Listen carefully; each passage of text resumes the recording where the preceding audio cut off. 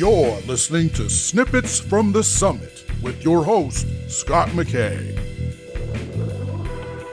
All right, how's it going, gentlemen? This is your main man, Scott McKay, coming at you again with another Snippet from the Summit as part of the Mountaintop podcast from X&Y Communications. Today, we're going to talk about a topic that's kind of an elephant in the room for a lot of guys, but we're going to blow the lid off it right here and talk about it in a way you've probably never heard it talked about before.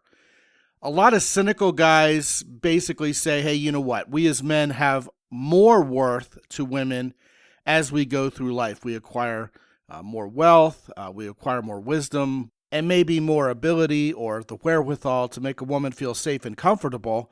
But because women and their value is basically all dependent on their looks, say some cynical guys, right? Their value to us as men diminishes over the course of their lifetime. You know, the older they get, their beauty starts to fade, their physical beauty. But here's the thing. Everywhere you go, you see a bunch of guys who, well, I suppose aren't men going their own way or red-pilled, cynical types who have been happily married to the woman of their dreams for decades. You see couples who celebrate their 50th, 60th wedding anniversaries together, and they're very happy people. Now, is the guy just smiling for the camera and, kind of when the lights are off and in his own private thoughts thinking to himself, well, you know what? My wife is old and ugly and I'm just not attracted to her anymore, and secretly I really don't want her anymore, but I kind of feel trapped? Well, I'll tell you straight up, not nearly enough of us are good enough actors to portray that character day in, day out, as we go through life with a woman who maybe now disappoints us. Yes, gentlemen, plenty of men and women who have been together for decades still are madly in love with each other and indeed are attracted to each other. How does that work?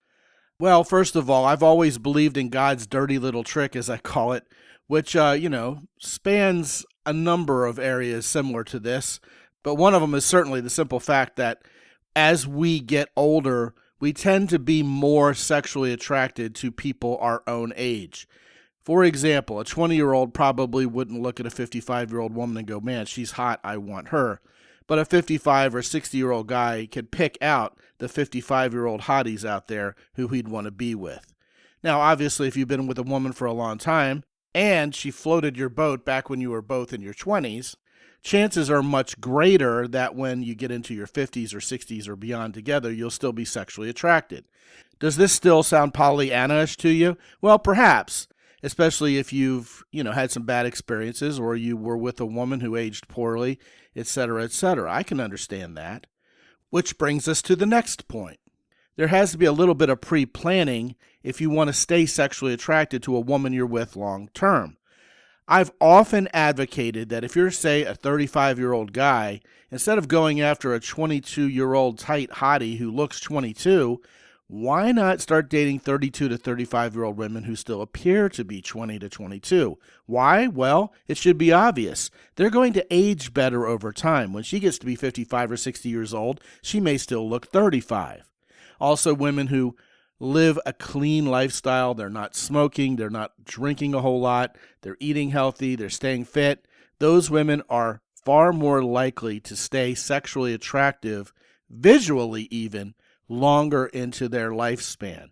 Now, here's something that's kind of subtle but important to know.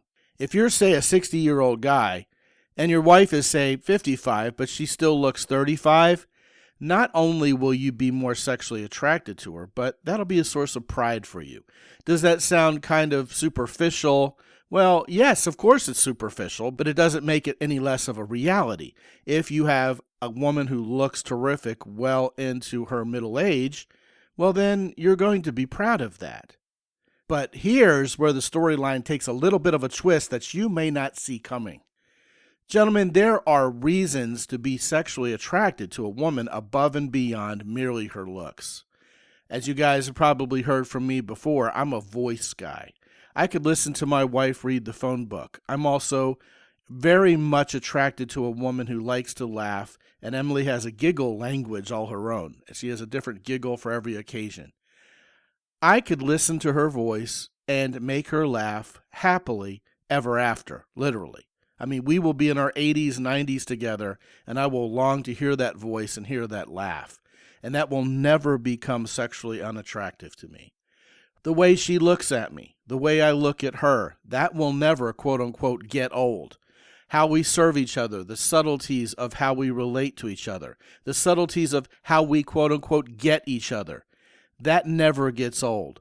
God forbid if someone goes through a bout with dementia and we're with them till the bitter end.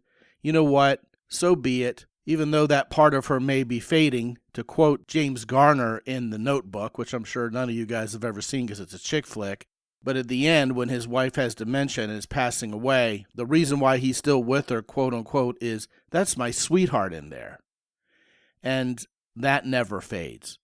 Gentlemen, this whole cynicism towards women not becoming attractive to us anymore and becoming therefore disposable somehow as we go onward in a relationship with them is not only indeed cynical, it's just flat out not true unless you're some kind of a jerk who is that superficial yourself.